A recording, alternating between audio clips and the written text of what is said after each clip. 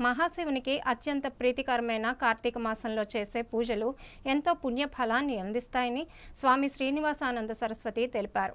విజయనగరం జిల్లా చీపురుపల్లి కనక మహాలక్ష్మి ఆలయ ప్రాంగణంలో నిర్వహించిన లక్ష దీపోత్సవ కార్యక్రమంలో ఆయన పాల్గొని కార్తీక మాస విశిష్టతను వివరించారు.